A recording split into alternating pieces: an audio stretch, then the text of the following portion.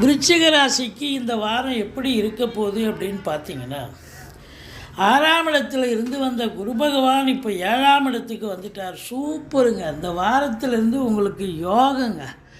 திருமண வயதில் இருக்கும் ஆண் பெண் இருபாலருக்கும் திருமணம் கைகூடி வரும்.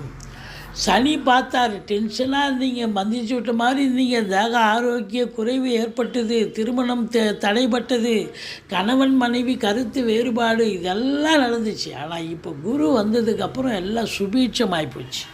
வீடே மங்களகரமாக மகிழ்ச்சிகரமாக அதாவது லட்சுமி தாண்டவம் ஆடக்கூடிய ஒரு நிலை வந்தாச்சு அப்படின்னு சொல்லலாம்.